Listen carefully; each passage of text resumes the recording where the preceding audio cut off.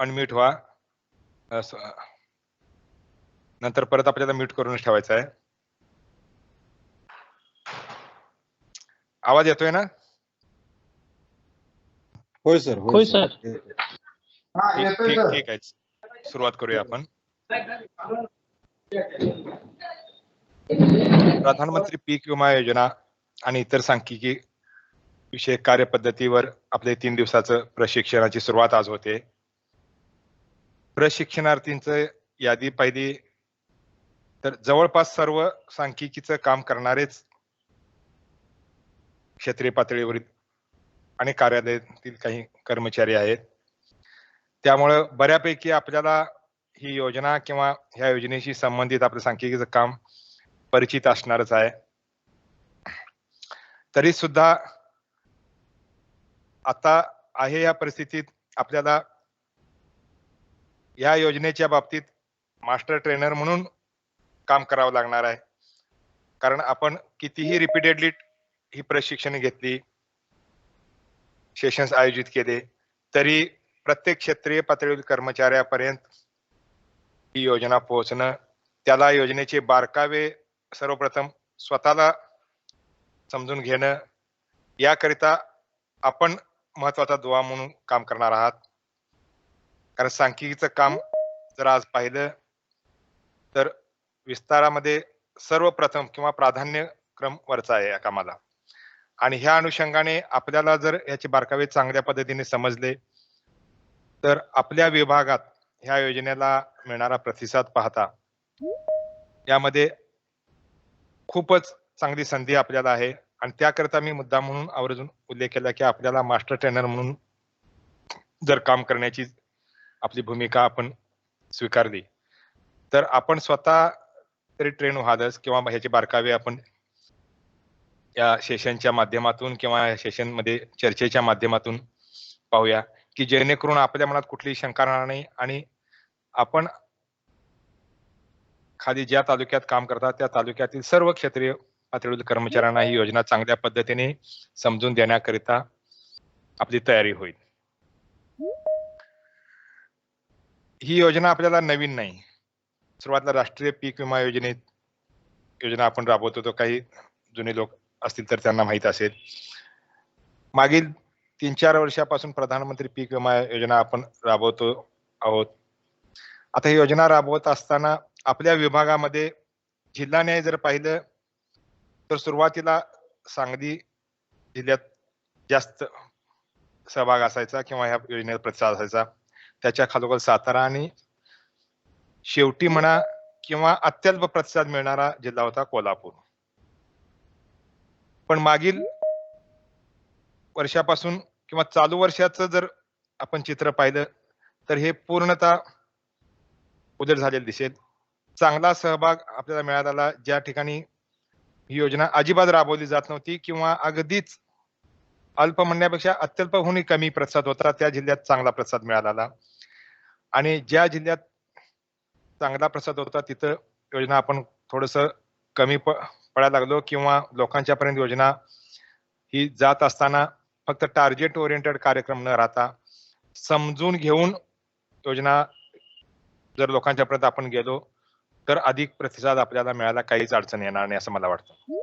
त्यामुळं सातारा जिल्हा असेल आता तो चांगला प्रतिसाद मिळणारा जिल्हा आज चित्र बघितलं तर खूपच कमी प्रतिसाद झालेला आहे. आणि सांगली जिल्हा पण ऍव्हरेज लेवलला आलाय. म्हणजे ज्या जिल्ह्यामध्ये लाखाच्या वर सहभागी असायचे तिथं आज संख्या ही हजारात आलेली आहे. आता आपल्याला ह्या योजनेत सहभागी वाढवा किंवा जास्तीत जास्त लोकांचा सहभाग वाढावा हे म्हणण्यापेक्षा जास्तीत जास्त लोकांना ही योजना समजून त्यांचा सक्रिय सहभाग वाढावा जेणेकरून आपलं काम हे फक्त सुलभकर्ता म्हणून म्हणा किंवा फॅसिलिटेटर म्हणून करता यावं, टार्गेट ओरिएंटेड कार्यक्रम व्हावणे ह्यासाठी आपण ही वारंवार प्रशिक्षण घेतोय. त्यामुळे योजना समजावून घेताना आता आपण ऑनलाईन पद्धतीने प्रशिक्षण घेत आहोत. थोडस फॉर्मॅलिटी म्हणून प्रेझेंटेशन पाहूया आणि प्रेझेंटेशन झाल्यानंतर प्रेझेंटेशन पाहिल्यानंतर आपल्याला पार्टिसिपेटरी पद्धतीने जेवढ्या काय शंका असतील किंवा आपली चर्चा आपण इथं करू, तेवढं अधिक लाभदायक होणार आहे. कारण तुम्ही, मी हे आपण सर्वजण सांख्यिकीचं काम करणारे लोक आहोत. म्हणून थोडंसं मी चर्चेला जास्त म्हणजे आपले अनुभव किंवा आपल्या शंका काय असतील त्या जास्तीत जास्त इथं निरसन करायचा आपण या सेशनच्या माध्यमातून प्रयत्न करूया.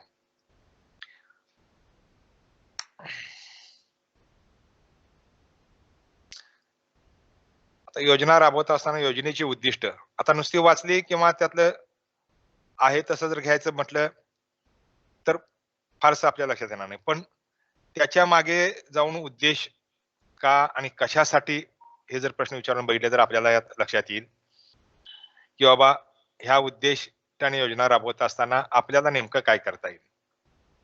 आता पहिला उद्देश आपण म्हणतो नैसर्गिक आपत्ती. आपत्ती तरी आपल्याला आता दरवर्षी येतेच आहे, पाहतोच आहोत आणि त्या अनुभवातून आपण योजनेचा प्रतिसाद कमी अधिक कसा होतोय याचा पण अनुभव घेतो आहोत. 2019 चा पूर आला. त्यावेळी थोडासा लोकांचा सहभाग. ज्या ठिकाणी म्हणजे नॉन ट्रॅडिशनल एरिया म्हणून वाटल्यास ह्या योजनेचा.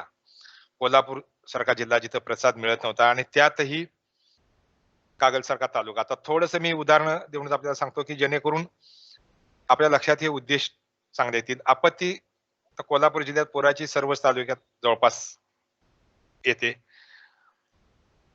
पण ही योजना राबवत असताना वारंवार आपण चर्चा करत होतो.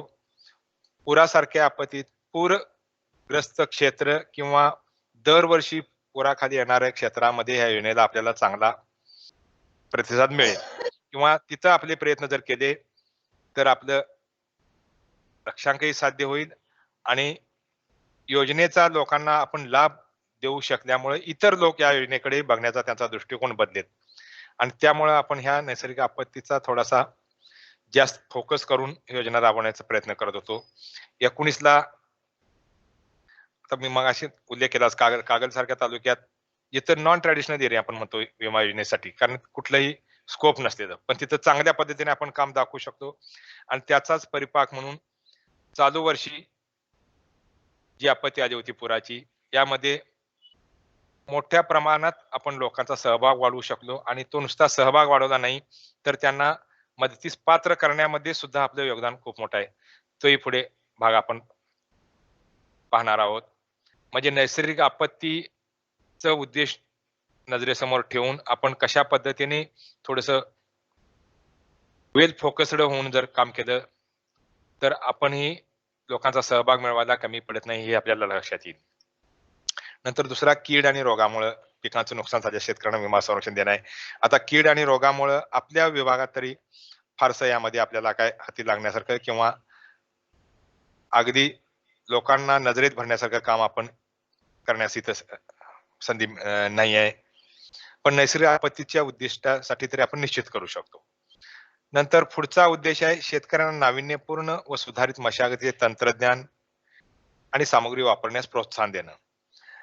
मित्र आपलं कृषी विभागाचं मुख्य कामच राहिलेलं आहे शेतकऱ्यांना नवीन तंत्रज्ञान देणं किंवा आता नवीन तंत्रज्ञान सुधारित तंत्रज्ञान उत्पादन वाढवणं हे आपल्या विभागाचं लक्ष्यांक थोडंसं यामध्ये बदल होऊन उत्पादन वाढीमध्ये आपण सक्सेस मिळवलेला आहे.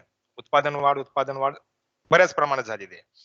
पण आज उत्पादन वाढीपेक्षा उत्पन्न वाढीला जास्त महत्व देतो आहोत आपण. आपल्या कोणत्याही योजना बघा मग ते स्मार्ट प्रकल्पातील योजना असतील, आत्म्याच्या योजना असतील किंवा विस्तारामधल्या सुद्धा वेगळ्या योजना असतील. इथं शेतकऱ्याला अधिकचे 4 पैसे कसे मिळतील, त्याचं उत्पन्नात कशी भर पडेल, उत्पन्नात कसा बदल होईल, थोडंसं मार्केट ओरिएंटेड अशा पद्धतीने आपण विस्तार कार्य करतोय म्हणजे त्याला मार्केट लेड एक्सटेन्शन आम्ही म्हणतो. तर हे करत असताना शेतकऱ्याला त्याच्या ट्रॅक म्हणून थोडंसं डायव्हर्ट करायचं आहे बाजूला आणि हे करण्यासाठी त्याला जर तुम्ही रिस्क मॅनेजमेंट किंवा त्याचं जे प्रयत्न आहे ते वेल सिक्युअर्ड केले तर नक्कीच तो आपल्या आपल्या मागे येईल किंवा आपल्या म्हणण्याला पुष्टी देईल किंवा आपलं म्हणणं स्वीकारेल आणि त्यासाठी म्हणून आपल्याला रिस्क मॅनेजमेंटचा एक भाग म्हणून या पीक विमा योजनेकडे पाहायचा आहे. नंतर शेतकऱ्यांच्या अत्यंत कठीण परिस्थितीत ती त्यांचं आर्थिक स्थैर्य अबाधित राखणं म्हणजेच काय तर बाबा त्याला आपण जे काही इनपुट शेतीमध्ये घालतोय किंवा ज्या काही शेतीमध्ये गुंतवणूक करतोय आज शेतकरी एवढे अडाणी राहिलेले नाहीत की बाबा नुसतं भरमसाठ इनपुट्स घालायची किंवा शेतीमध्ये घालायचं आणि काय फायदा येईल तो येईल, येईल ते पदरात घेणं असं फारशी मानसिकता राहिलेली नाही. प्रत्येक शेतकरी विचार करतो, बाबा मी एवढं घातलं असताना मला यातून काय मिळणार आहे? किंवा माझी शेती फायद्यात राहील की नाही? त्यामुळं बिझनेस ओरिएंटेड किंवा व्यावसायिकता शेतीमध्ये आणण्यास बरेचसे शेतकरी पुढे आलेले आहेत किंवा शेतकरी प्रयत्न करतायत. आणि हे करत असताना त्याच्यावर कुठलीही वाईट परिस्थिती उद्भवू नये किंवा उद्भवलीच तर त्याचं आर्थिक स्थैर्य अबाधित राहावं. त्याला मिळणारं जे काही उत्पन्न आहे त्याच्यावर कोणता परिणाम होऊ नये किंवा त्याला पर्यायी थोडंसं म्हणजे ह्या योजनेकडे आपण उत्पन्नाचा मार्ग म्हणून पाहत नाही, पण त्याचं येणारं उत्पन्न आर्थिकदृष्ट्या सिक्युअर करायचा प्रयत्न ह्या योजनेच्या माध्यमातून करतोय. नंतर कृषी क्षेत्रासाठी पतपुरवठ्यात सातत्य. आता हे उद्दिष्ट आपल्या पतपुरवठा करणाऱ्या मग त्या सहकारी बँका असतील, सहकारी सोसायटी असतील किंवा राष्ट्रीयकृत बँका असतील. आता ह्यांच्या माध्यमातून प्रत्येक हंगामाच्या सुरुवातीला शेतकऱ्याला पतपुरवठा होतो हे आपल्याला माहिती आहे. आता हा पतपुरवठा करण्यासाठी बँका अधिक क्षमतेने किंवा जास्तीत जास्त सहभाग देऊन कधी पुढे येतील, तर त्यांनी त्या जो पतपुरवठा करतात, त्याला कुठेतरी विम्याचं संरक्षण असेल तर. आणि त्यामुळं त्यांना रिकव्हरीसाठी अडचण येणार नाही किंवा शेतकरी स्वतःहून त्यांचं कर्ज परतफेडीचं काम अगदी चोखपणे करेल. आणि ह्यासाठी म्हणून हे चक्र चांगल्या पद्धतीने पुढे सुरळीत चालू राहावं, ह्यासाठी म्हणून आपण ह्या पीक विमा योजनेचा आधार घेतोय किंवा हे सुद्धा एक ह्या योजनेत उद्दिष्ट आहे. आणि आता शेवटी उद्दिष्ट एक सांगितलेलं आहे पिकांची विविधीकरण, क्रॉप डायव्हर्सिफिकेशन. मगाशी आपल्याला म्हटलं सुधारित तंत्रज्ञान किंवा नाविन्यपूर्ण तंत्रज्ञान. आता हे ज्या त्या संबंधित पिकात झालं, पण पीक बदल असेल किंवा थोडंसं क्रॉपिंग सिस्टीम मध्ये त्याच्या बदल आपण प्रस्तावित करतो किंवा सांगतो की बाबा तुम्ही वेगळ्या पद्धतीची पिकं घ्या किंवा ह्या पिकातून उत्पन्न तुम्हाला कमी येत असं वाटत असेल तर दुसरं पीक पर्याय त्याला बघा. आणि हे सांगत असताना त्याला जर आपण चांगल्या पद्धतीने सिक्युअर केलं, योजनेचा आधार दिला, तर मग तो थोडंसं आपलं म्हणणं ऐकायला किंवा चांगल्या पद्धतीने सहभाग द्यायला कचरणार नाही. निश्चितच त्याचा सहभाग वाढेल आणि त्यासाठी म्हणून ह्या योजनेकडे आपल्याला पाहायचं आहे. ही साधारण आपण उद्दिष्ट थोडी पाहिली. यानंतर योजनेची वैशिष्ट्ये बघूया. आपल्या सर्वांना परिचित आहेच. फक्त थोडंसं वेगळ्या पद्धतीने किंवा त्यात काय करता येईल यावर आपण हे प्रेझेंटेशन बघतोय. पूर्वी योजना कर्जदार, बिगर कर्जदार सर्व शेतकऱ्यांना कंपल्सरी होती. सॉरी, कर्जदार शेतकऱ्यांना कंपल्सरी होती, बिगर कर्जदारांना ऐच्छिक होती. पण आता ही योजना सर्वांच्यासाठीच ऐच्छिक ठेवलेली आहे. नंतर दुसरा वैशिष्ट्य या योजनेचं खातेदार व्यक्तिगत कुळासाठी सुद्धा योजना खुली ठेवण्यात आलेली आहे. आता कुळासाठी योजना खुली ठेवली आहे, पण ह्यात अट काय असणार आहे किंवा आपल्याला प्री रिक्विस्ट काय असणार आहे? जे कोणी कुळ असेल किंवा काही ठिकाणी देवस्थानच्या नावाने जमिनी असतात, शेतकऱ्याला सातबारा निघत नाही किंवा भाडे कराराने शेतकऱ्यांनी शेती घेऊन म्हणजे खंडाने म्हणतो आपण, अशी करत असतात. तर त्यांचं दोघांच्या मध्ये झालेला करार किंवा जे काही संमतीपत्र असेल ते किंवा त्या आधारे असे खातेदार ह्या योजनेमध्ये सहभागी होऊ शकतात. कारण 7/12 होल्डर तरी सर्व आहेच, पण त्याच्या व्यतिरिक्त सुद्धा अशा भाडे करार शेती करणाऱ्या किंवा देवस्थानच्या नावाने जमिनी आहेत, शेतकऱ्यांच्या नावावर 7/12 निघत नाही, अशा ठिकाणी सुद्धा संमतीपत्र किंवा करारपत्रकाच्या आधारे आपण ह्या लोकांना सहभागी करून घेऊ शकतो. नंतर विमा संरक्षित रक्कम ही प्रत्येक पिकाच्या मंजूर कर्ज मर्यादे इतकी राहील. आता आपण ज्यावेळी विमा संरक्षित रक्कम आणि त्यावर आधारित विम्याचा प्रीमियम किंवा विमा हप्ता जो पाहतो, तो प्रत्येक जिल्ह्याने हे बघितलं तर वेगवेगळा येतो. आता हा वेगवेगळा काय येतो? तर प्रत्येक जिल्ह्याचे पीक कर्जाच्या जे दर आहेत, त्या जिल्ह्याच्या जिल्हा मध्यवर्ती बँकांनी निश्चित केलेले असतात. हे कर्ज दर जिल्ह्याने वेगवेगळे आहेत आणि त्या कर्ज दराशी ही विमा संरक्षित रक्कम सांगड असल्यामुळं प्रत्येक जिल्ह्याने आपल्याला हे विमा हप्ता सुद्धा बदलतो.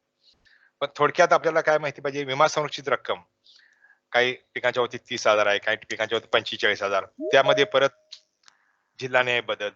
तर हा बदल कशामुळे होतो? तर कर्जदर वेगवेगळे असल्यामुळं. नंतर विमा हप्ता दर.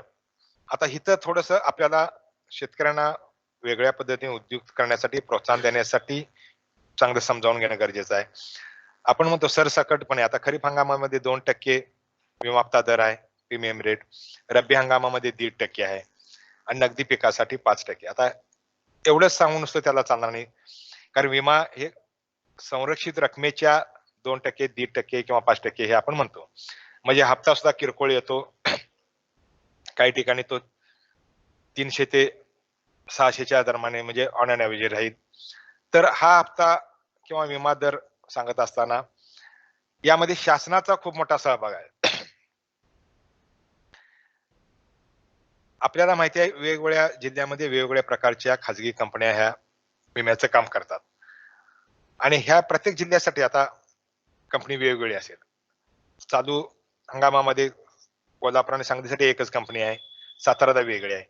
आता ह्या कंपन्या काय करतात, ज्यावेळी ओपन टेंडर पद्धतीने सहभाग यामध्ये नोंदवतात त्यावेळी त्यांचे प्रत्येक पीक निहाय आणि जिल्हानिहाय दर ठरलेले असतात आणि ते जे दर ठरलेले आहेत ते साधारण म्हणजे 15% पासून 30% पर्यंत सुद्धा जातात आणि 30% पर्यंत असेल तर त्याला केंद्र शासन पण सहाय्य करतं.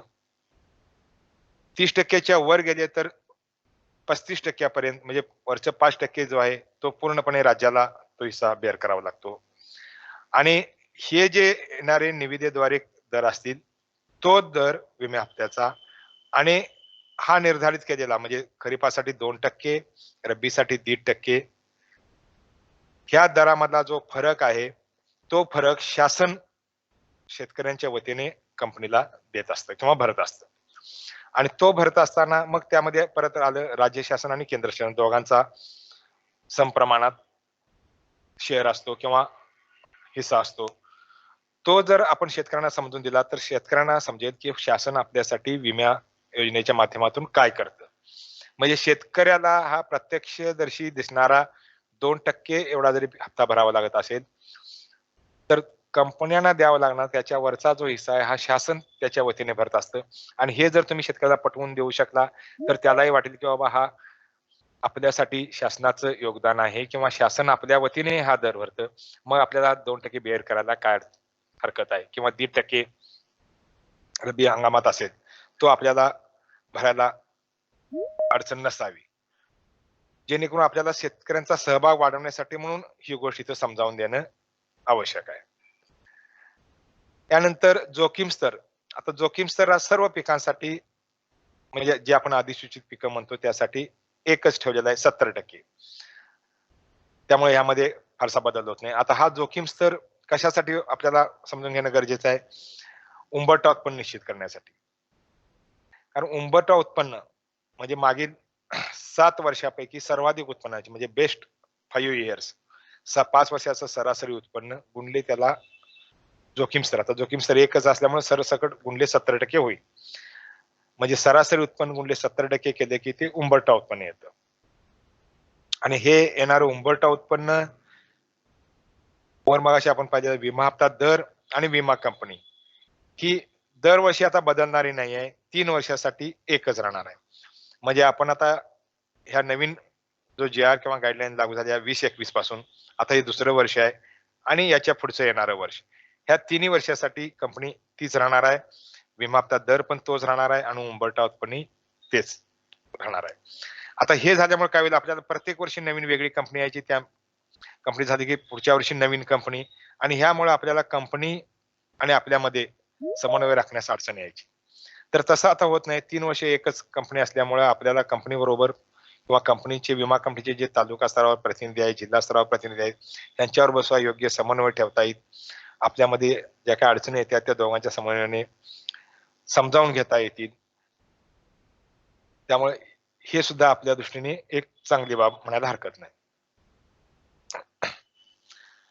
आता खरीप हंगाम होऊन गेलेला आहे. पण आपलं काम अजूनही चालू आहे. कारण आपलं खरं काम आता इथून पुढेच राहणार आहे. त्यामुळे ही पिकं खरीपासाठी कोणकोणती जिल्ह्याने आहेत हे सुद्धा समजावून घेणं आपल्याला गरज आहे. कारण आपण सांख्यिकीचं काम पाहतो. आपल्याला आता आपलं काम कोणतं हे निश्चितच माहिती आहे. कारण बऱ्यापैकी आता खरीप हंगाम संपत आलेला आहे.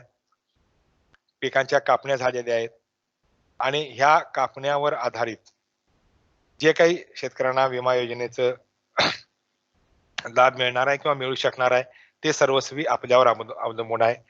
कारण ह्या अधिसूचित पिकांच्या बाबतीत जे काही तक्त्यांचं संकलन असेल किंवा उत्पादकतेची आकडेवारी शासनामार्फत कंपनीला देणं असेल, ते आता इथनं पुढे आपल्याला युद्ध पातळीवर म्हणा किंवा मोहीम स्वरूपात कुठल्या पद्धतीने समजून घ्यायचंय बघा, त्या पद्धतीने आपल्याला हे वेळेत शासनाला सादर करायचं आहे. त्यामुळे कोणती पिकं कुठल्या जिल्ह्यात अधिसूचित आहेत हे समजावून घेणं इथं गरजेचं आहे. सातारा जिल्ह्यामध्ये 9 पिकं आहेत.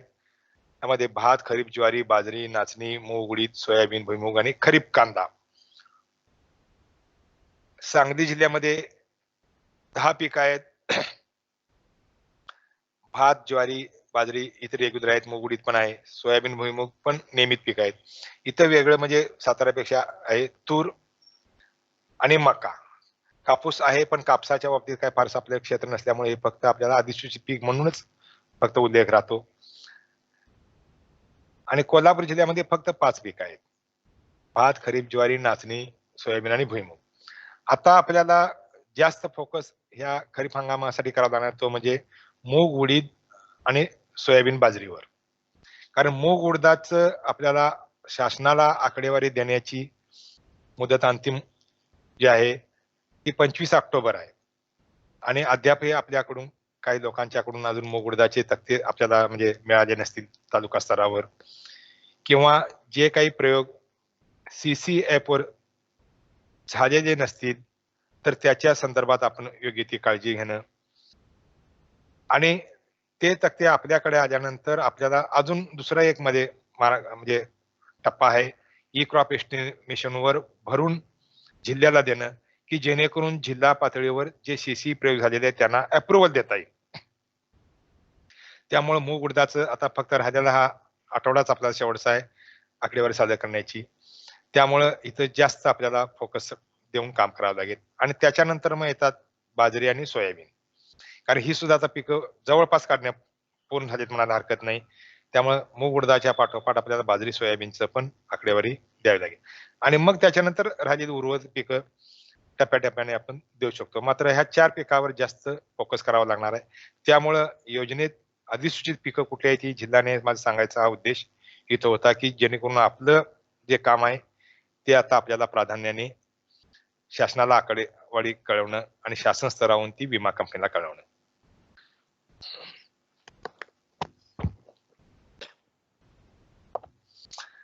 आता पुढची स्लाइड रब्बी हंगामासाठी अधिसूचित पिकं. आता इथं आपण वेगळ्या पद्धतीने घेऊया. कारण रब्बी हंगामाला आपण सामोरं जाणार आहे. रब्बी हंगामात शेतकऱ्यांना परत योजनेत सहभाग घेण्यासाठी प्रवृत्त करणार आहे. त्यासाठी म्हणून ही पिकं आपल्याला माहीत असणं गरजेचं आहे. सातारा जिल्ह्यामध्ये 6 पिकं आहेत. रब्बी आणि उन्हाळी मिळून. गहू बागायत, ज्वारी बागायत, ज्वारी जिरायत, हरभरा, रब्बी कांदा आणि उन्हाळी भुईमूग. सांगली जिल्ह्यासाठी आहे ते गहू बागायत, ज्वारी बागायत, ज्वारी जिरायत, हरभरा आणि उन्हाळी भुईमूग. आता सांगली जिल्ह्यामध्ये ज्वारीचं जे पीक अधिसूचित आहे, ह्यासाठी आपण थोडंसं वेगळ्या सांख्यिकीचा अजून एक टास्क आपल्याला येतो, तो म्हणजे स्मार्ट सॅम्पलिंगचा. कारण गेले 2 वर्ष आपण हा पायलट प्रोजेक्ट सांगली जिल्ह्यात राबवत आहोत. त्यामुळे इथं थोडंसं आपल्याला वेगळ्या पद्धतीने आपण याचे पीक कापणी प्रयोग करतो आहोत स्मार्ट सॅम्पलिंग पद्धतीद्वारे. ह्या हंगामात परत तशाच सूचना येण्याची शक्यता आहे. पण जर सांगली जिल्ह्याव्यतिरिक्त अजून दुसरा जिल्हा ऍड झाला तर आपण त्या ठिकाणी पण ही पद्धत वापरणार आहे. त्यामुळे ह्या पिकावर आपल्याला लक्ष केंद्रित करावं लागेल.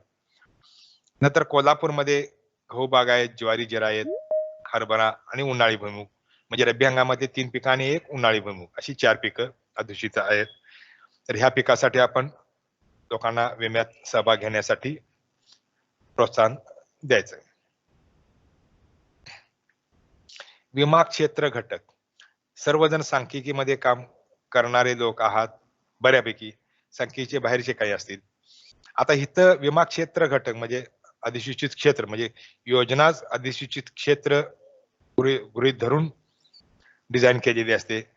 त्यामुळं ज्या ठिकाणी एखाद्या मंडळात पुरेसं क्षेत्र असेल त्या ठिकाणी स्वतंत्र मंडळ योजनेमध्ये अधिसूचित केलेलं असतं. जर क्षेत्र कमी असेल तर 2 किंवा 3 मंडळाचा गट केलेला असतो. आणि काही पिकांच्या बाबतीत तालुका स्तरावरच आपण हा विमा क्षेत्र घटक म्हणून डिक्लेअर झालेला असतो.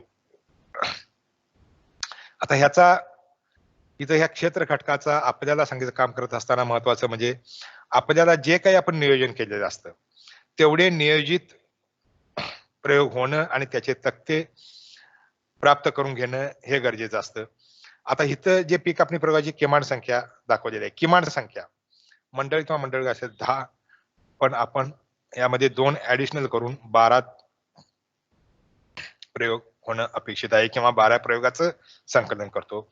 तालुका स्तरावर जर अधिसूचित केलं असेल तर 16 आपण नियोजन करताना 18चं करतो आणि 18 प्रयोगाचं संकलन घेतो. जिल्हा स्तरावर आपल्याकडे तरी कुठलं असं पीक नाही आहे की बाबा जिल्हा युनिट किंवा जिल्हा गट म्हणून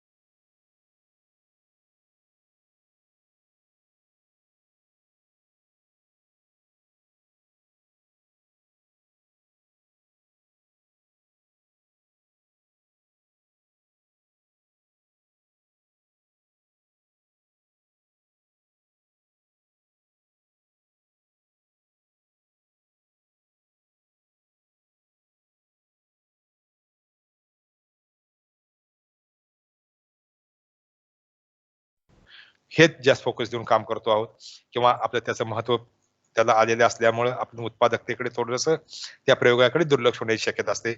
पण त्या सुद्धा नियोजनाप्रमाणे आपल्याला प्रयोग हे आपण करावेच लागतात. रब्बी मधले ही संख्या दाखवलेली आहे. आता ही संख्या तरी आपल्याला मध्ये दिसेलच.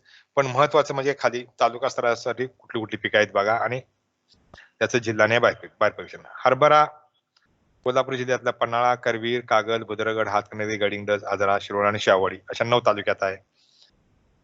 रब्बी कांद्यासाठी परत फक्त साताऱ्यातच कोरेगाव, खटाव, माण, फलटण आणि खंडाळा असे 5 तालुके आहेत. आणि उन्हाळी भुईमूग तिन्ही जिल्ह्यामध्ये तालुके आहेत. साताऱ्यामध्ये सातारा, पाटण, कराड, वाई, खटाव, माण, फलटण, खंडाळा. सांगलीतले मिरज, जत, खानापूर, वाळवा, तासगाव, पलूस आणि कवठेमहांकाळ असे 7 तालुके आहेत. आणि कोल्हापूर जिल्ह्यातून पन्हाळा, गगनबावडा, करवीर, राधानगरी, कागद आणि भुदरगड असे 6 तालुके हे उन्हाळी भुईमुगासाठी अधिसूचित आहेत.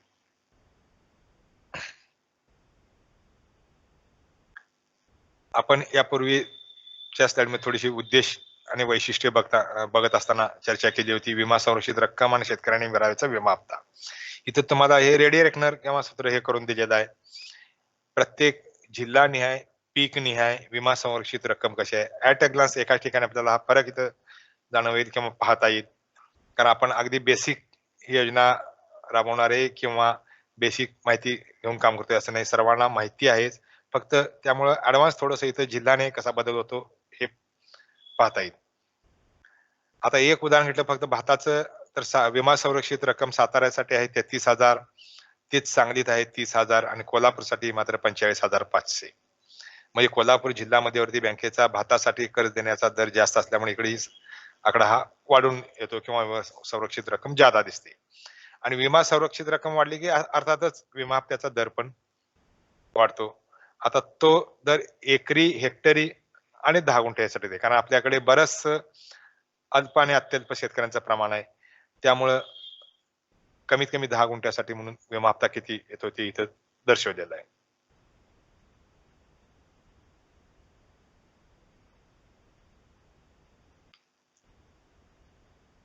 त्याच पद्धतीने रब्बी हंगामासाठी सुद्धा हा रेडी रेकनर आपल्याला इथं समोर दाखवतोय. रब्बी हंगामातली प्रमुख पिकं म्हणजे गहू बाग आहे, ज्वारी बाग आहे, ज्वारी जिरा आहेत, हरभरा, रब्बी कांदा आणि उन्हाळी भुईमुगासाठी. आता उन्हाळी भुईमुगाचं आपण शेवटचं उदाहरण पाहिलं तर सातारा जिल्हा 31,500 विमा संरक्षित रक्कम आहे आणि हेक्टरी त्याचा जर आपण विमा हप्ता पाहिला तर ₹9,293 हेक्टरी हप्ता येतो आणि तोच एकरी भेटला तर 3,700 आणि 10 गुंठ्याचा 929. आता त्या पद्धतीने सांगलीत बघितलं तर विमा संरक्षित रक्कम वाढल्यामुळे हा हप्ता वाढलेला दिसतो आपल्याला 36,000 वर विमा संरक्षित रक्कम आहे आणि उन्हाळी भुईमुगाची कोल्हापूरमध्ये 30,500 म्हणजे सर्वात कमी विमा संरक्षित रक्कम कोल्हापूरमध्ये आहे. त्यामुळे विमा हप्ता सुद्धा कमी येतो. हे आपल्याला इथं बदल दिसून येईल. योजना कार्यान्वयन यंत्रणा म्हणजे कंपनी कुठल्या जिल्ह्यासाठी कोणती हे आता आपल्या सर्वांना माहित नाही असं कोणी सापडणार नाही. तरी त्या कंपन्यांचे जिल्हा स्तरावर जे प्रतिनिधी कार्यरत आहेत त्यांचेही आपल्याला परिचय असणार आहे, आपल्या संपर्कात असणार आहेत. सातारा जिल्ह्यात संतोष बेंद्रे त्यांचा number, mobile number, email ID दिलेला आहे. सांगलीसाठी मुकुंद खैरमोडे आहे आणि कोल्हापूरसाठी आदित्य दांडगे. आता ह्या व्यतिरिक्त हे आता कमर्शियल किंवा मार्केटिंगच्या लोक असतील. नुकसान झालं किंवा आपलं कुठली आपत्ती आली तर त्याचा असेसमेंट करणारी वेगळी टीम असेल, त्यांचे सुद्धा जिल्हा स्तरावर प्रतिनिधी आहेत, तालुका स्तरावरही आहेत. आता मागील हंगामापासून कंपन्यांनी स्वतःचं कार्यालय प्रत्येक तालुक्यापर्यंत चालू केलेलं आहे आणि आपणच ते कार्यालय योग्य पद्धतीने कार्यरत आहे का, त्यांच्याकडे इन्फ्रास्ट्रक्चर आहे का, ही सर्व तपासणी करून रिपोर्टिंग केलेलं आहे. त्यामुळं जिल्हा आणि तालुका स्तरापर्यंत विमा कंपनीचे प्रतिनिधी आपल्या संपर्कात असावेत किंवा आपणही त्यांच्याबरोबर त्यांच्या समन्वयाने काम करून जास्तीत जास्त लोकांच्यापर्यंत योजना तरी पोहोचवतो आहोतच, पण लोकांना जर काही अडचणीत असतील तर त्या तालुका आणि जिल्हा स्तरावरच निराकरण होण्यास मदत होणार आहे. आता योजनेचा गाभा किंवा महत्वाचा पार्ट म्हणजे आता हे सुरुवातीचं थोडंसं प्रास्ताविक पार्टच म्हटलं तरी चालेल. जो मेन पार्ट आहे योजनेचा तो म्हणजे जोखमीच्या बाबी. थोडंसं आपण विस्तारात काम करत असताना किंवा प्रत्येक हंगामाच्या सुरुवातीला शेतकऱ्यांना जे मार्गदर्शन करतो किंवा हंगाम पूर्व प्रशिक्षण घेतो त्यामध्ये आपल्या विमा योजनेचं सेशन किंवा विमा योजनेचं मार्गदर्शन हे क्रमप्राप्तच राहिलेलं आहे. आता हे मार्गदर्शन करत असताना पूर्वीची योजना आणि आत्ताची योजना यामध्ये आपण फरक सांगत असताना एक म्हणतो की आता प्रधानमंत्री पीक विमा योजनेमध्ये योजनेची व्याप्ती वाढवण्यात आलेली आहे. आता ही व्याप्ती वाढवली म्हणजे काय, तर आपल्या सर्वांनाच माहिती आहे पीक पेरणीपासून ते कापणीपर्यंत आपण प्रधान म्हणजे पीक विमा योजनेचा लाभ देत होतो किंवा योजना आहे असं सांगत होतो. आता ह्या योजनेत किंवा व्याप्ती वाढवल्यानंतर पेरणीपासून नाही तर पेरणीच्या अगोदर पासून अजून पेरणी झालेलीच नाही इथं पासून सुरुवात होते ते कापणीनंतर पीक त्याचं घरात येईपर्यंत त्या पिकाला किंवा त्याच्या उत्पादनाला संरक्षण आपण ह्या विमा योजनेच्या माध्यमातून देतो आहोत. ह्या पद्धतीने व्याप्ती वाढवलेली आपल्याला समजून घेणं किंवा लोकांना सांगणं गरजेचं आहे. आणि त्यामुळं पहिली बाब किंवा जोखीम आहे ती प्रतिकूल हवामान घटकामुळे पेरणी, लावणी, उगवण न होणं. म्हणजे प्रतिकूल परिस्थितीमुळे तो शेतकरी पेरणीच करू शकला नाही किंवा पेरणी केली त्यानं उगवणच झाली नाही किंवा लावणी असेल रोप लागणं वगैरे ही त्याला करताच आली नाही. म्हणजे अजूनही त्याचं पीक शेतात खूपच राहिलं नाही.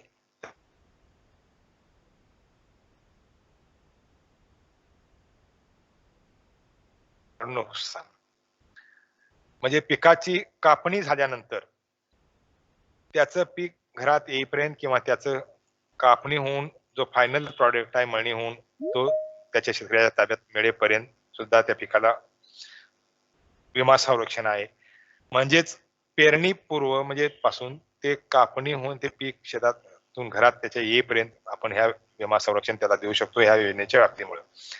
आता ह्या दोन पहिली आणि शेवटची जोखमीची बाब बघितली. आता मधल्या ज्या तीन आहेत त्यातली 3 नंबरची जोखीम आहे ती पीक पेरणीपासून काढणीपर्यंतच्या कालावधीत पिकांच्या उत्पादनात येणाऱ्या घटीमुळे होणारं नुकसान. जे आपलं पीक कापणी प्रयोगावर आधारित अंतिम आपण जे संकलन करतो त्या संकलनावर आधारित असतं आणि त्या नुकसानीच्या किंवा उत्पादनात जे काही घट येते त्या घटी करिता म्हणून विमा संरक्षण हे आपलं नेहमीच आहे. पण आपल्याला चालू वर्षीचा अनुभव म्हणा किंवा मागच्या वर्षी सुद्धा आलेला आहे. हंगामातच प्रतिकूल परिस्थिती आली आणि पिकाचं होणारं नुकसान ह्यासाठी सुद्धा विमा देतो. आता ही प्रतिकूल परिस्थिती हंगामात येणारी कोणती? एक तर पावसातील खंड असेल किंवा अति पाऊस असेल किंवा गारपीट असेल. कुठल्याही पद्धतीने जर पिकांचं नुकसान झालं असेल, नुकसान होत असेल आणि त्याला अपेक्षित उत्पादकता मिळत नसेल तर त्याला आपण मिड सीझन ॲडव्हर्सिटी म्हणतो. त्या आधारे सुद्धा त्याची नुकसान भरपाई देऊ शकतो. आणि चौथी बाब आहे 4 नंबरचं जोखीम स्थानिक नैसर्गिक आपत्ती. आता ही सुद्धा चालू वर्षी आपण तिन्ही जिल्ह्यामध्ये यामध्ये काम करतो आहोत. लोकल कॅलॅमिटी म्हणजे कुठेतरी एखाद्या शेतकऱ्याचं किंवा एखाद्या मंडळात असेल नैसर्गिक आपत्तीमुळे पिकाचं नुकसान. आता इथं योजनाचं वैशिष्ट्य सांगता आपण योजना ही अधिसूचित क्षेत्र घटक म्हणून राबवत आहोत. पण ह्या आपत्तीसाठी आपण वैयक्तिक पातळीवर सुद्धा शेतकऱ्याला ही योजना सांगू शकतो किंवा त्याला लाभ मिळवून देऊ शकतो. तर अशा या 5 जोखमीच्या बाबी आहेत. ह्या एक आपण विस्ताराने थोडंसं पाहूया. पहिलं म्हणजे प्रतिकूल हवामान घटकामुळे पेरणी, लावणी, उगवण न होणं. आता ह्यासाठी पहिली अट आहे तुमचं जे काही पेरणी क्षेत्र असेल, सर्वसाधारण क्षेत्र असेल, त्याच्या 75% पेक्षा जास्त क्षेत्रावर जर पेरणी, लावण किंवा उगवण झाली नाही, तर त्यावेळी ही बाब लागू होते. आणि ही बाब लागू होण्यासाठी संबंधित जिल्ह्याचे जिल्हाधिकारी यांच्यामार्फत आपण अधिसूचना काढतो आणि अधिसूचना जाहीर झाल्यानंतर 30 दिवसाच्या आत विमा कंपनीमार्फत ही नुकसान भरपाई देण्यात येते. आता ही नुकसान भरपाई किती त्यावेळेस? तर विमा संरक्षित रकमेच्या 25%. आता अशी बाब उदाहरणासह सांगायचं म्हटलं तर 2 वर्षापूर्वी आपल्या सांगली जिल्ह्यातल्या आटपाडी तालुक्यात रब्बी पिकासाठी लागू झाली होती. रब्बी पिकाची पेरणीच होऊ शकली नाही आणि त्यामुळे तिथं मग प्रिव्हेंटेड सोईंग म्हणून हे अधिसूचना लावण्याची वेळ आली. आता ह्यासाठी कालावधी पण तसा निश्चित आहे. पीक पेरणीच्या अंतिम मुदतीच्या 1 महिन्यापेक्षा अधिक नसावी जोखीम लागू करण्याची मुदत. आता पीक पेरणीची अंतिम मुदत हे आपण कशावरून पाहतो? तर प्रत्येक जिल्ह्यात जे विद्यापीठाचं म्हणजे कार्यक्षेत्र निश्चित झालेलं आहे. म्हणजे आपल्यासाठी आता MPKV असेल, महात्मा फुले कृषी विद्यापीठ. तर ह्या विद्यापीठाकडून प्रत्येक पिकाचं क्रॉप कॅलेंडर हे घेतलेलं असतं आणि त्या क्रॉप कॅलेंडरमध्ये सर्वसाधारण पेरणीचा कालावधी आणि कापणीचा कालावधी निश्चित केलेला असतो आणि त्या कालावधीनुसार मग आपण पीक पेरणीची अंतिम मुदत ही गृहीत धरतो. त्यामुळं इथं म्हटलंय पीक पेरणीच्या अंतिम मुदतीच्या 1 महिन्यापेक्षा अधिक नसावी आणि विमा नोंदणी करून शेतकरी सहभाग होण्याच्या अंतिम तारखेनंतर 15 दिवसाच्या आत असावी. म्हणजे आपली जी लास्ट डेट असते त्या अंतिम तारखेनंतर 15 दिवसाच्या आत असेल तरीही आपण प्रिव्हेंटिव्ह सोयींचं किंवा हवामानातील प्रतिकूल घटकामुळे पेरणी लागवण न झालेली जोखीम अधिसूचना काढण्यासाठी माननीय जिल्हाधिकाऱ्यांच्या मार्फत आपण हे करतो, प्रोसिजर करतो. आता एकदा का ही जोखीम लागू झाली, नुकसान भरपाई अदा झाली की मग सदर क्षेत्राचं विमा संरक्षण अर्थातच संपुष्टात येणार आहे. म्हणजे परत त्यांनी त्याच पिकासाठी त्याच क्षेत्रासाठी विमा घेणं किंवा अशी बाब असणार नाही. एकदा अधिसूचना निघाली त्या क्षेत्रासाठी त्या मंडळासाठी की त्याचं विमा संरक्षण संपुष्टात येईल. इथं पीक बदलाचा पर्याय सुद्धा दिलेला आहे. आता पीक बदलाचा पर्याय ह्यासाठी कालावधी असतो आपला अंतिम मुदतीच्या 2 कार्यदिन दिवस अगोदरपर्यंत शेतकरी पीक बदलाचा पर्याय वापरू शकतो. मगाशी मी आटपाडीचं उदाहरण दिलं. आटपाडीमध्ये रब्बी ज्वारीसाठी 2 वर्षापूर्वी अधिसूचना काढली होती. मात्र आता हे नवीन गाईडलाईन आल्यापासून म्हणजे मागील वर्षापासून 2020-21 पासून फक्त खरीप हंगामातील मुख्य पिकासाठीच ही जोखीम लागू आहे. रब्बी हंगामासाठी ठेवलेली नाही. आता खरीप हंगामातली मुख्य पिकं कोणती? तर ज्या पिकाचं म्हणजे ग्रॉस क्रॉप एरियाच्या 25% पेक्षा जास्त क्षेत्र आहे त्या पिकांना आपण मुख्य पिकं म्हणतो.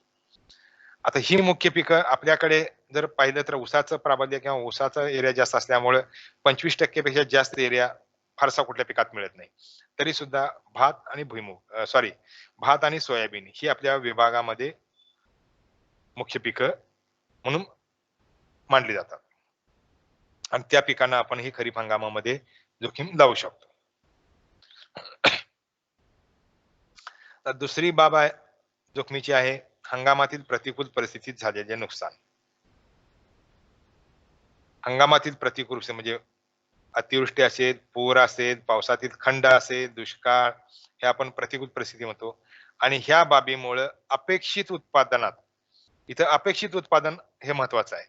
अजून आपल्याला हातात उत्पादन आलेलं नाही, पण एवढं आपण गृहीत अंदाज घेऊ शकतो की बाबा येणारं अपेक्षित उत्पादन उत्पादन हे सरासरी उत्पादनाच्या 50% पेक्षा जास्त घट जर येणार असेल किंवा अपेक्षित असेल, तर त्यावेळी नुकसान भरपाईच्या प्रमाणात हा शब्द इथे महत्वाचा आहे.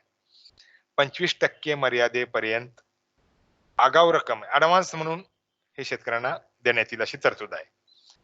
आणि ही ऍडव्हान्स दिलेली किंवा आगाऊ रक्कम दिलेली अंतिम मदत जी काही डिक्लेअर होईल किंवा अंतिम मदत जी काही पात्र होईल त्यातून समायोजित करण्यात येईल. आता ही अंतिम मदत कमी निघाली तर शेतकऱ्याकडून ही या रकमेची 25% आपण जी अगोदर दिलेली आहे त्याची वसुली होत नाही किंवा करण्यात येऊ नये अशाही सूचना आहेत. त्यामुळं इथं आपण थोडस वेगळ्या पद्धतीने किंवा शेतकऱ्यांना अधिकाधिक कशी मदत मिळता येईल ह्यासाठी प्रयत्न आपले राहतात की बाबा अपेक्षित उत्पादन त्यावेळेस आता यावर्षी पूर आला, पुरामुळे अपेक्षित होणारं उत्पन्न 50% जास्त घट येणार आहे किंवा घट अपेक्षित आहे. त्यामुळे आपण ही अधिसूचना काढतो आणि जर घट आलीच नाही तर त्याच्यावरून काय वसुली होत नाही, कारण अपेक्षित म्हटलेलं आहे. कदाचित त्याच्यानंतर चांगली परिस्थिती आली तर ते जास्त सुद्धा येऊ शकेल. पण शेतकऱ्याला मदत देण्यासाठी म्हणून आपण इथं प्रयत्न आपले वापरू शकतो. आता चालू वर्षी आपण कोल्हापूर जिल्ह्यात महापुरवठा, शिरोळ तालुक्यात ही जोखीम लागू केलेली आहे आणि सांगली जिल्ह्यातल्या मिरज आणि पलूस तालुक्यात ही जोखीम लागू आहे. कोल्हापूर जिल्ह्यामध्ये सोयाबीन आणि भुईमुग 2 पिकं घेतलेत, तर सांगली जिल्ह्यात फक्त सोयाबीन हे एकच पीक घेतलंय. कारण आपल्याला अशी शंका असते नदी काठावरचं पीक आहे ते गेलंय, मात्र आपलं मंडळाचं क्षेत्र आहे हे विखरून असतं. त्यामुळं पूर्ण मंडळाचा विचार केला तर इथं घट येत नाही, ही सुद्धा अडचणीची बाब ठरते. त्यामुळं जर मोठ्या प्रमाणात पूर किंवा त्या मंडळाचं क्षेत्र कव्हर झाले असेल तर त्या ठिकाणी ही निश्चित आपण लावू शकतोच. मात्र असं जर कमी प्रमाणात असेल तर त्याला वेगळी बाबानी आहेच. पुढच्या याच्यात आपण पाहणार आहोत. कारण सातारा जिल्ह्यामध्ये आपण हंगामातील मिड सीझन लावलं नाही, मात्र तिथं लोकल कॅलॅमिटी मधून जास्त घेण्याचा प्रयत्न केलेला आहे. ते पुढच्या स्लाइडमध्ये आपल्याला येईलच. आता हे जे 50% पेक्षा जास्त घट अपेक्षित घेऊन ह्यासाठी तालुका स्तरावर तहसीलदार आणि तालुका कृषी अधिकारी यांचा संयुक्त पाहणी अहवाल जिल्हाधिकारी महोदयांना सादर करत असतो आणि त्या आधारे जिल्हाधिकारी महोदय जिल्हा स्तरावर अधिसूचना काढून ही बाब लागू करतात. आता हे बाब लागू झाल्यानंतर नुकसान भरपाईचं प्रमाण कसं ठरवून त्याचं सूत्र पण दिलेलं आहे. आता आपलं पीक कापणी प्रयोगावर आधारित जे सूत्र आहे त्यात आणि फारसा फरक नाही. फरक कुठं आहे तेवढंच फक्त बघा. नुकसान भरपाई बरोबर उंबरठा उत्पन्न मायनस अपेक्षित उत्पन्न. आपण हंगामाच्या शेवटी पीक कापणी प्रयोगावर काढतो त्यावेळी इथं अपेक्षित उत्पन्न येता सरासरी उत्पन्न येतं भागिले उंबरठा उत्पन्न गुणिले विमा संरक्षित रक्कम गुणिले 25%. कारण इथं आपण 25% ह्या मर्यादेपर्यंत आगाऊ ऍडव्हान्स म्हणून देतो आणि जर अंतिम येणाऱ्या नुकसान भरपाई जर जास्त आली तर तो फरक शेतकऱ्याला देतो, कमी आली तर शेतकऱ्याकडून वसुली करत नाही. त्यामुळे फरक आहे सूत्रात अपेक्षित उत्पन्न आणि 25% एवढाच.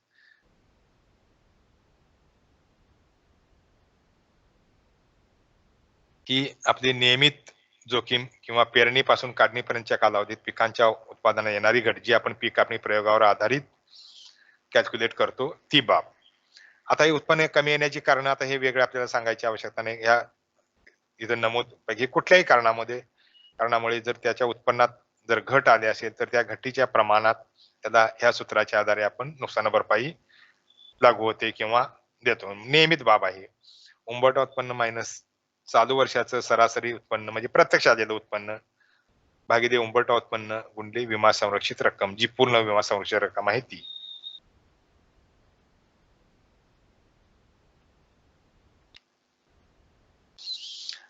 काढणी पश्चात नुकसानीची बाब जोखीम पिकांचे काढणी पश्चात होणारे नुकसान. शेतात पीक कापून सुकवण्यासाठी ठेवल्यानंतर हे प्रत्येक शब्द महत्वाचा आहे, तो आपण विस्ताराने बघूया. शेतात पीक कापून सुकवणीसाठी ठेवल्यानंतर 14 दिवसापर्यंत गारपीट, वादळ, चक्रीवादळ वा अवकाळी पावसामुळे नुकसान झाल्यास वैयक्तिक स्तरावर पंचनामे करून नुकसान भरपाई निश्चित करण्यात येते. पीक कापून म्हणजे आता उदाहरण भाताचं घेतलं. भात कापून कडप्या स्वरूपात किंवा जागोजागी विखरून ठेवलेला आहे सुकवणीसाठी, त्यावेळी आणि कापणीनंतर 14 दिवसापर्यंत एवढ्या कालावधीत ही बाब तिथे लागू होते किंवा त्या शेतकऱ्यांना आपण वैयक्तिक स्तरावर सुद्धा पंचनामे करून नुकसान भरपाई देऊ शकतो. जर कापणी करून एकत्र गंजी घातलेली असेल तर त्यासाठी ही बाब लागू होत नाही, हे आपण इथे लक्षात ठेवलं पाहिजे. भात कापणं आणि मळणीच्या कालावधीमध्ये थोडासा कालावधी जातो आणि त्या कालावधीत भात असेल, सोयाबीन असेल, गंजी घालून जर त्याने ठेवलं असेल शेतकऱ्यांनी तर तिथं लागू होत नाही किंवा आपण त्याला देऊ शकत नाही. एक बाब झाली. दुसरं 14 दिवसापर्यंतच त्यानं परत त्याची आधी म्हणजे इंटिमेशन द्यायची आहे आणि तेवढ्या कालावधीत पंचनामा होऊन त्याला या बाबीचा लाभ शेतकऱ्याला घेता येतो. आता वैयक्तिक स्तरावर पंचनामे करून म्हटलं, कारण काढणी पश्चात नुकसान होणार हे विखरून नसतं किंवा ठराविकच लोकांचं असतं. तेवढ्या कालावधीत ज्यांचं होईल त्यांना वैयक्तिक स्तरावर पंचनामे करून नुकसान भरपाई दिली जाते. मात्र त्यासाठी महत्वाचं किंवा बंधनकारक काय आहे, 72 तासांच्या आत त्यानं कळवणं. आता 72 तासाच्या आत कळवणं बंधनकारक आहे. आपल्यालाही सर्वांना माहिती आहे, विमा कंपनीला कळवलं पाहिजे. मग ते टोल फ्री क्रमांकाच्या माध्यमातून किंवा आता ऍप आलेलं त्या ऍपच्या माध्यमातून किंवा ईमेलद्वारे. आणि हिचंच थोडंसं आपण न थांबता जर मार्गसूचना सविस्तरपणे वाचल्या असतील, अभ्यासल्या असतील तर आपल्याला लक्षात येईल ह्याला वेगवेगळे मार्ग आहेत. 72 तासाच्या आत शेतकऱ्याने नुसतं विमा कंपनीच नाही तर तालुका कृषी अधिकारी कार्यालय हा सुद्धा पर्याय आहे किंवा महसूल विभागाचा तालुका स्तरावर कार्यालय किंवा बँकेची कार्यालय ह्या कुठल्याही एका ठिकाणी जरी कळवलं तरी आपल्याला त्या शेतकऱ्याची ती अधिसूचना इंटिमेशन ग्राह्य धरलं जातं. कारण विमा कंपनी अट लावते 72 तासांची, पण विमा कंपनीलाच शेतकऱ्यांनी कळवणं आपण अभिप्रेत म्हणत नाही. आपल्या तालुका कार्यालयात किंवा आता कंपनीची तालुका स्तरावर कार्यालय आहेत त्या ठिकाणी म्हणजे वेगवेगळे पर्याय आहेत आणि हे पर्याय शेतकऱ्याला सांगणं हे स्मार्टपणे आपलं काम महत्वाचं आहे, की जेणेकरून तो शेतकरी वंचित राहणार नाही आणि त्याला 72 तासाची ही अट वाटणार नाही. यामध्ये सुद्धा आपण स्मार्टपणे जर वेगवेगळे पर्याय त्यांचा वापर केला तर कुठलाही शेतकरी वंचित राहू शकत नाही. आता इथं अवकाळी पावसामुळे जर नुकसान झालं असेल तर ते पाण्यासाठी म्हणून त्याची व्याख्या ह्या शासन निर्णयामध्ये दिली आहे. त्या जिल्ह्याचा त्या महिन्याचा पावसाच्या सरासरीपेक्षा 20% पेक्षा अधिकचा पाऊस हा अवकाळी पाऊस म्हणून मानला जातो. नंतर एकूण बाधित क्षेत्र हे महत्वाचं आहे, कारण वरती मी म्हटलं वैयक्तिक स्तरावर पंचनामे करून नुकसान भरपाई, पण त्याला सुद्धा पर्याय आहे. जर बाधित क्षेत्र तुमचं पेरणी क्षेत्राच्या 25% पेक्षा जास्त असेल तर त्या अधिसूचित क्षेत्रातील म्हणजे मंडळ असेल, मंडळ गट असेल किंवा तालुका इंट असेल, सर्व पात्र शेतकरी. आता सर्व पात्र शेतकरी म्हणजे कोण?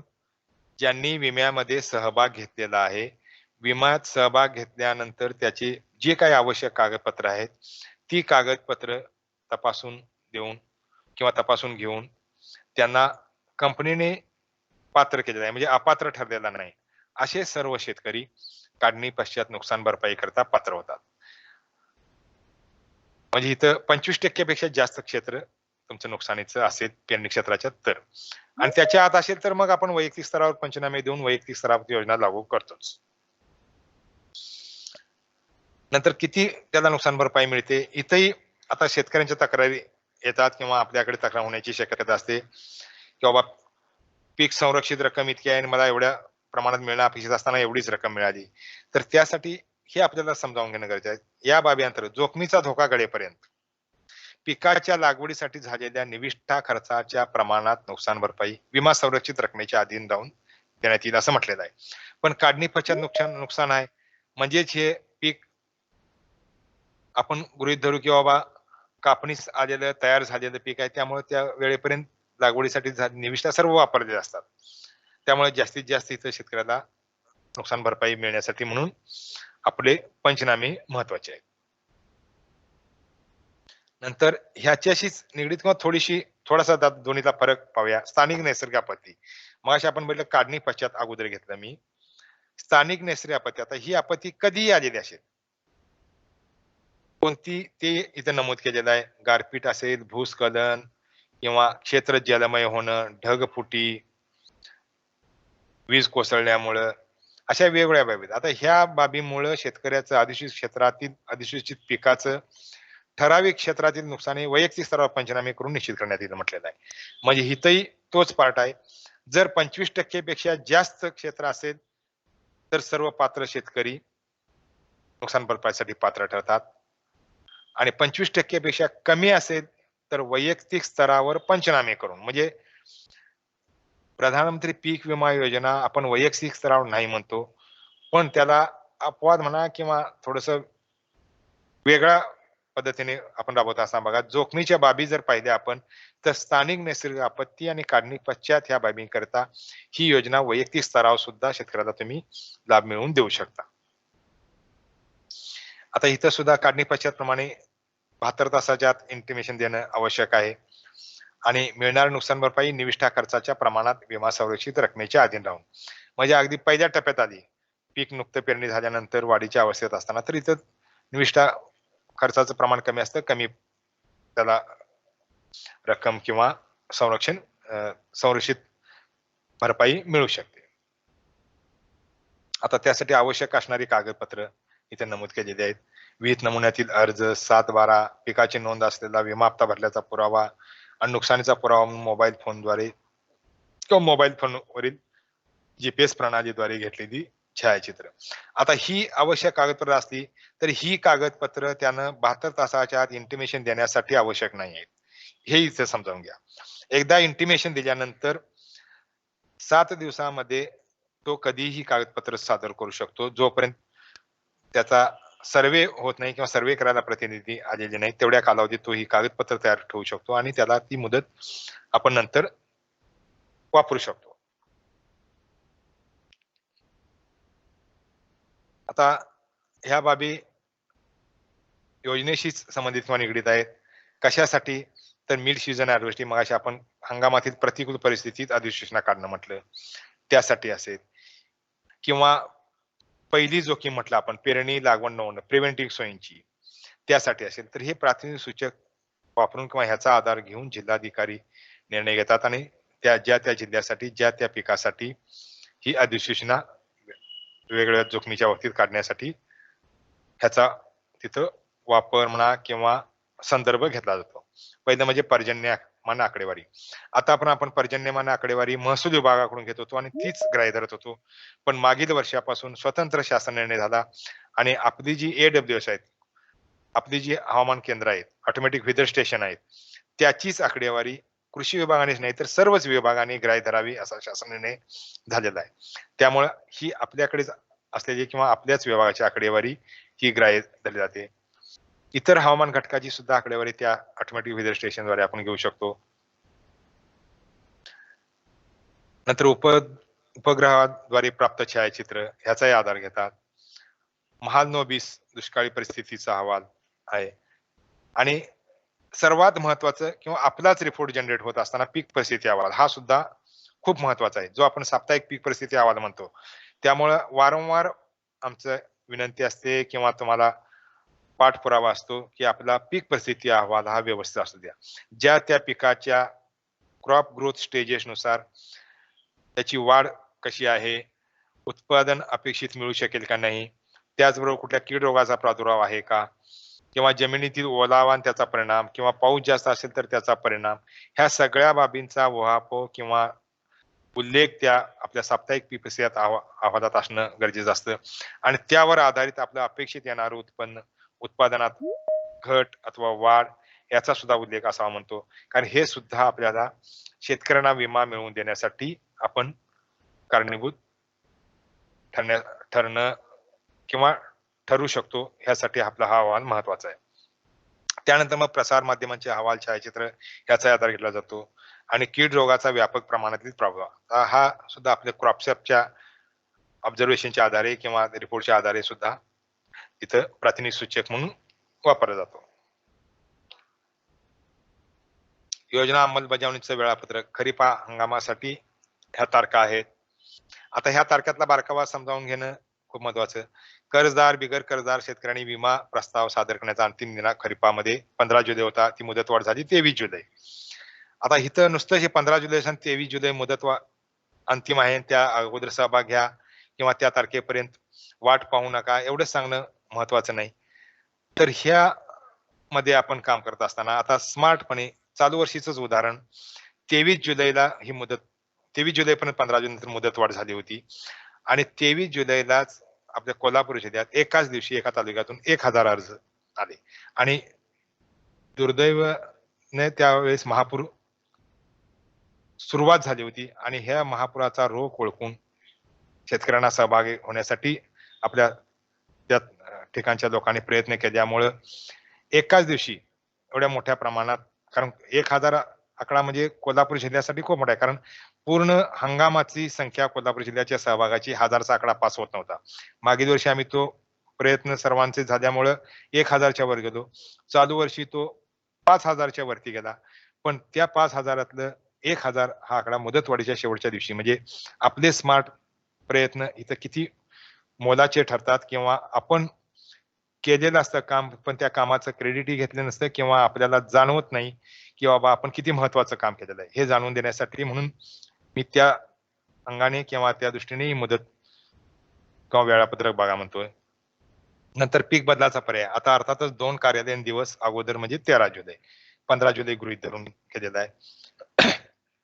मुदतवाढ 23 धरली तर 23च्या अगोदर 2 दिवस. नंतर आता हे मगाशी तुम्हाला आपलं सांख्यिकीचे लोक म्हणून महत्वाच्या तारखा लक्षात ठेवा किंवा हे म्हटलं होतं. आता ह्या तारखा आहेत ह्या आयुक्तालय स्तरावरून विमा कंपनीस आकडेवारी देण्याच्या. त्यामुळे कृपया ह्या आपल्यासाठी शेवटच्या तारखा नाहीत एवढं लक्षात घ्या. त्याच्या अगोदर आपल्याला आयुक्तालयाने तारखा दिलेल्या आहेत त्या वेगळ्या आहेत. मूग उडदाची आता 15 नोव्हेंबर म्हटलंय, आयुक्तालयाने ती आपल्याला दिली 25 ऑक्टोबर. नंतर सोयाबीन, भात, ज्वारीचं ही 31 जानेवारी पण आपल्याला आहे ती 31 डिसेंबरच. कापसाचं आपल्याकडे काय फारसं नाही. तूर कांद्याचं पण तसंच आहे. आणि नुकसान भरपाई अदा करणे आता शासन निर्णय आहे. सरासरी उत्पन्नाची आकडेवारी प्राप्त झाल्यानंतर 3 आठवडे.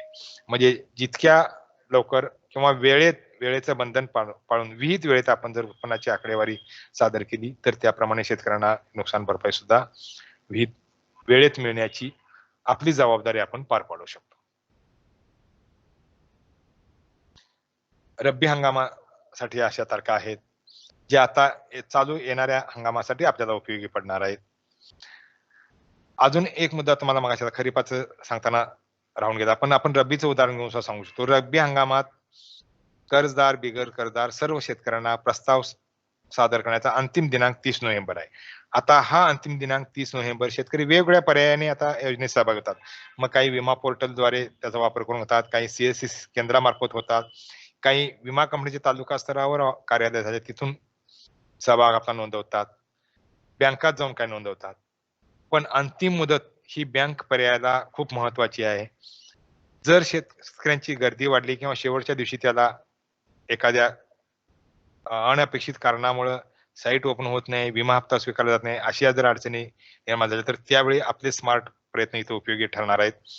त्यानं शेवटच्या दिवशी किंवा शेवटच्या तारखेच्या वेळी बँकेत त्याचा विमा हप्ता डिपॉझिट करणं.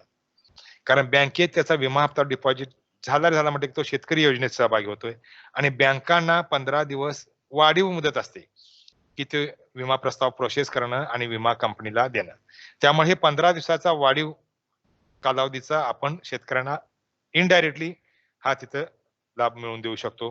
कुठलीही अडचण आली तरी शेवटी बँकेत जा आणि त्या बँकेत फक्त त्यानं त्याचा विमा हप्ता डिपॉझिट होणं महत्वाचं. यासाठी आपल्याला अंतिम मुदत आणि त्याचे पर्याय ह्या दोन्हीची सांगड घालून शेतकऱ्यांचा सहभाग वाढवण्यासाठी प्रयत्न करता येतील. पीक बदलाचा पर्याय तसाच आहे खरीपाप्रमाणे अंतिम दिनांकापूर्वी 2 दिवस आणि सरासरी उत्पन्नाची आकडेवारी विमा कंपनी सादर करण्याच्या तारखा आहेत. रब्बी पिकासाठी सुद्धा ह्या सुद्धा आयुक्तालय स्तरावरच्या तारखा आहेत. आयुक्तालय स्तरावरून विमा कंपनी देण्याची.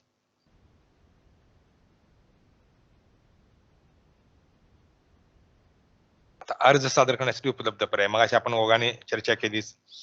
बँका आहेत, संबंधी विमा कंपनीचं कार्यालय आहे, CSC सेंटर आहेत, पोर्टल आणि क्रॉप इन्शुरन्स या मोबाईल ॲपद्वारे. आवश्यक कागदपत्र. आता ह्या आवश्यक कागदपत्रामध्ये आता 7/12 जरी पूर्वीप्रमाणे म्हणत असला तर आता तो कंपल्सरी राहिलेला नाही. कारण आपलं पीक विमा पोर्टल हे महाभूमी अभिलेख पोर्टलशी संलग्न केल्यामुळं 7/12 हा CSC सेंटरवर शेतकरी गेला तर त्याला तिथले लोक तिथल्या तिथं काढून सुद्धा तो उपलब्ध करून देतात. महत्वाचं यातलं आहे बँकेचं पासबुक छायांकित प्रतच. कारण हस्तलिखित कुठलाही त्याचा खाते क्रमांक असेल, IFSC कोड असेल, त्यामध्ये चुका अधिक होण्याची शक्यता असते आणि शेतकरी पात्र झाल्यानंतर त्या बँक तपशील चुकीचा असल्यामुळं किंवा तो संदिग्ध असल्यामुळं तो शेतकरी काही कालावधीसाठी जोपर्यंत आपण क्लिअर करत नाही तोपर्यंत त्या मदतीपासून किंवा नुकसान भरपाईपासून वंचित राहू शकतो. त्यामुळं इथं बँक पासबुकाचं छायांकित प्रत म्हणतो. आपण ह्या योजनेत असू द्या किंवा गोपीनाथ मुंडे शेतकरी अपघात विमा योजनेत असू द्या, बँक पासबुकाचंच छायांकित प्रत इथं कंपल्सरी करतो. आधार कार्ड सक्तीचं आहे हे आपल्याला माहिती आहे. आता आधुनिक तंत्राचा वापर आपण आता मगाशी मी रब्बी ज्वारीचा उल्लेख केला. रब्बी ज्वारीमध्ये आता स्मार्ट सॅम्पलिंग वगैरे आपण हे करतोय 2 वर्षापासून. त्या ठिकाणी आपण थोडंसं म्हणजे नियमित पीक कापणी प्रयोगापेक्षा वेगळ्या पद्धतीने प्रयोग करतोय. तेही चालू आहे आणि महत्त्वाचं म्हणजे आपण पीक कापणी प्रयोगासाठी मोबाईल ॲपचा वापर अनिवार्य झालेला आहे. आता हे आपल्याला माहिती आहेच, आपण जाणताच मोबाईल ॲप वापर जर झाला नाही, तर शासन त्याच्यावर ॲक्शन घेऊ शकतं. म्हणजे काय, शासनामार्फत केंद्राचं जे अनुदान आहे त्यामध्ये कटौती येऊ शकते किंवा केंद्र शासन अनुदान देण्यासाठी नाखुश होतं. त्यामुळे आपल्याला मोबाईल ॲपचा वापर हा अनिवार्य आहे. आपण आपल्या यंत्रणेत करतो, पण इतर यंत्रणांचं काम करून घेण्याची सुद्धा जबाबदारी आपली आहे. हे लक्षात ठेवलं पाहिजे. याचा उल्लेख मी केला असा आपले ऑटोमॅटिक वेदर स्टेशनद्वारे जी प्राप्त होणारी आकडेवारी आहे, तीच आकडेवारी आता प्रत्येक विम्याच्या बाबीसाठी ग्राह्य धरली जाते. आता ह्या वेगवेगळ्या स्तरावरच्या समित्या, जिल्हास्तरीय आढावा समिती, आता दुपारच्या सेशनमध्ये आपल्याला वेगवेगळ्या यंत्रणा आणि त्यांचं कार्य हे बघणाऱ्या संस्था आणि त्यांच्या भूमिका त्यामध्ये सुद्धा याचा उल्लेख येईल. त्यामुळे मी थोडंसं इथं फास्ट जातो. जिल्हास्तरीय सुकाणू समिती आता ही महत्वाची आहे. आपल्या जिल्हास्तरीय वर जे संख्येचे लोक आहेत त्यांनी या समितीच्या बैठका घेणं, त्या समितीच्या निदर्शनास आपलं काम आणून देणं, की जेणेकरून पीक कापणी प्रयोगाचं संनियंत्रण करण्यामध्ये, कारण आपला भाग संनियंत्रणाचा आहे. इतर यंत्रणांचं काम कुठल्या पद्धतीने चालू आहे किंवा आपल्याला ज्या अडचणी येतात त्या अडचणी येऊ नयेत म्हणून ह्या समितीकडे जाणं किंवा या समितीच्या नियमित बैठका घेऊन संनियंत्रण करणं, की जेणेकरून इतर यंत्रणाही आपल्या बरोबरीने किंवा आपल्याशी समन्वयाने काम होईल. शेतकऱ्यांच्या तक्रार निवारण्यासाठी तालुकास्तरीय समिती ही सुद्धा जर आपण नियमितपणे मीटिंग लावावी लागते. कारण सदस्य सचिव आपले तालुका कृषी अधिकारी आहेत आणि ही मीटिंग लावली तर आपल्याला बऱ्यापैकी पीक कापणी प्रयोगातल्या अडचणी असतील, तक्ते मिळण्यामध्ये असतील किंवा वेगवेगळी संख्येची कार्ड मिळण्यामध्ये असतील, तर इथं आपण त्याचा पाठपुरावा करू शकतो.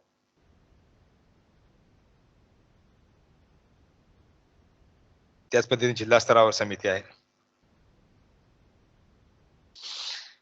आणि ठीक आहे, मी फॉर्मॅलिटी म्हणून प्रेझेंटेशन इथं ह्या सेशनचं पूर्ण केलंय. आपल्याला आता ज्या काही शंका किंवा अडचणी असतील तर त्याच्यावर थोडीशी चर्चा करूया किंवा आपले अनुभव चालू वर्षी योजना राबवताना किंवा कशा पद्धतीने आपण काम केलं त्याच्यावर चर्चा करायला हरकत नाही. ज्याला बोलायचंय त्यांनी अनम्यूट व्हा आणि बोला.